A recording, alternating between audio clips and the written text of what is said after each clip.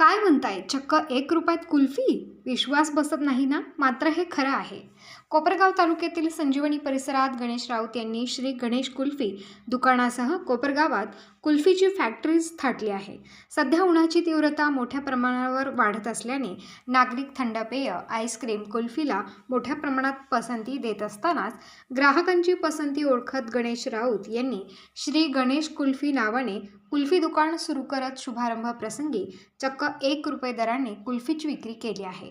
1 रुपयात कुल्फी मिळत असल्याने कुल्फी खरेदीसाठी ग्राहकांची झुंबड उडाली होती. सुमारे 10 ते 15 रुपयांना मिळणारी कुल्फी केवळ 1 रुपयाला मिळत असल्याने नागरिकांनी मोठी गर्दी केली आहे.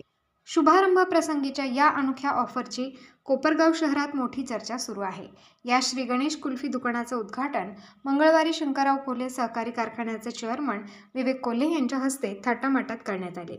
या प्रसंगी सतीश निकम, मनोज इंगळे, अशोक वराट, गणेश राऊत, मंगेश गायकवाड, भीमराव समतसरकर, भाऊसाहेब वाघ, भीमराव समतसरकर, जालिंदर आढाव, यादवराव समतसरकर, राजेंद्र लोणारी, कैलास समतसरकर, बाळासाहेब समतसरकर, दत्तू समतसरकर, आतिश त्रिभुवन, राहुल सुपेकर, राकेश पवार, विजय चौधरी, वैभव आंबले, अमित राजपूत, गणेश येखंडे, चेतन फडे, विशाल शिंदे, संदीप गायकवाड आदी उपस्थित होते. प्रतिनिधी विशाल लोंढेसह मोबिन खान, माय न्यूज कोपरगाव. आज या ठिकाणी श्री गणेश ड्रायफ्रूट कुल्फीचं थाटामाटात उद्घाटन या ठिकाणी झालेलं आहे. गणेश राऊत आणि राकेश पवार या दोघंही नवयुवकांनी हा व्यवसाय सुरू केलेला आहे. अतिशय उच्च दर्जाचा कुल्फी नॅचरल पद्धतीने म्हशीचं दूध वापरून चांगल्या प्रतीची सगळे उपपदार्थ वापरून या ठिकाणी गणेश हे प्रशिक्षण घेऊन सर्व गोष्टी शिकून या ठिकाणी आलेले आहे आणि अशी आगळी वेगळी श्री गणेश ड्रायफ्रूट कुल्फीचं आपल्या या ठिकाणी परिसरामध्ये उद्घाटन होत आहे. आजच्या दिवशी माझ्या मते 1 रुपयाला 1 कुल्फी अशी योजना आहे. सगळ्यांनी त्या कुल्फीचा आस्वाद घ्यावा.